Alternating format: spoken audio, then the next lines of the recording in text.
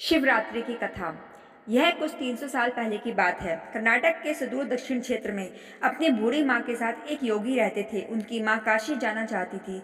वह विश्वनाथ जाकर शिव की गोद में प्राण त्याग सके। इसके अलावा उसने अपने जीवन में अपने बेटे से कभी कुछ नहीं मांगा था। उसने कहा, मुझे काशी ले चलो, मैं बूढ़ी हो रही हूँ, मैं वहीं जाकर मरना चाहती हूँ। योगी ने अपनी बूढ़ी माँ के साथ दक्षिण कर्नाटक के जंगलों से होते हुए काशी के लिए एक लंबी यात्रा शुरू की।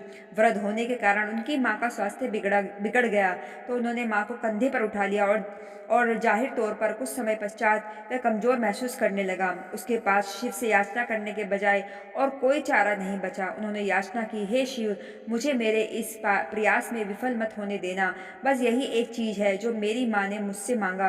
कृपया मुझे इसे पूरा करने दो। मैं इन्हें काशी ले जाना चाहता हूँ। हम वहाँ सिर्फ आपके लिए आ रहे हैं। कृपया मुझे ताकत दो।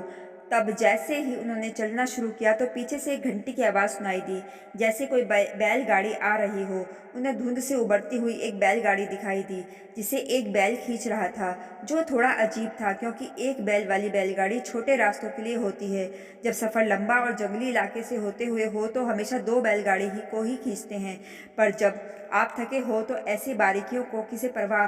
गाड़ी नज़दीक आई, पर वे चालक को नहीं देख पाए क्योंकि चालक लबादे में था और बाहर धुंध भी थी।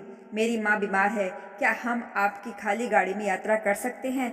उन्होंने कहा। अंदर बैठे व्यक्ति ने सिर हिला के हाँ कहा।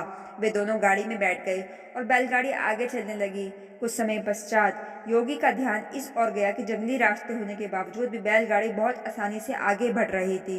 तब उन्होंने नीचे देखा और पाया कि पहिए घूम नहीं रहे हैं, वे रुके हुए थे, पर गाड़ी आगे बढ़ रही थी। तब उन्होंने बैल की तरफ देखा और पाया कि बैल बैठा हुआ था। बैलगाड़ी चल रही थी। तब उन्होंने चालक की ओर देखा और पाया कि वहाँ सिर्फ लबादा ही था। उसने अपनी माँ की ओर देखा। माँ ने कहा, अरे पागल, हम पहुँच गए, अब कहीं और जाने की जरूरत नहीं है, ये वही जगह है, अब मुझे जाने दो। इतना कह के माँ ने शरीर छोड़ दिया।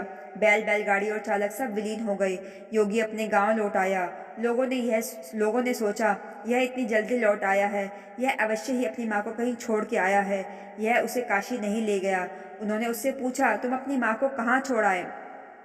उसने उत्तर दिया, हमें वहाँ जाना नहीं पड़ा, शिव खुद आए थे हमारे लिए। क्या बकवास है, उन्होंने कहा।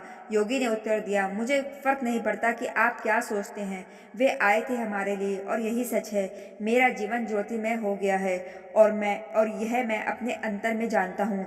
अगर आप नहीं मानते तो यह आप जाने। तब उन्होंने पूछा, ठीक है, हमें कुछ ऐसा दिखाओ कि हम माने कि तुमने सच में शिव जी को देखा है और वे सच में तुम्हारे लिए आए थे। योगी ने कहा, मैं नहीं जानता, मैंने उन्हें नहीं देखा, मुझे सिर्फ एक लबदा दिखा। वहाँ कोई चेहरा नहीं था, वहाँ कुछ नहीं था, वह खाली था। अचानक सबने देखा कि वह खुद वहाँ नहीं थे, सिर्फ उनके कपड़े ही दिखाई पड़ रहे थे। वे दक्षिण भारत के महान संत बने।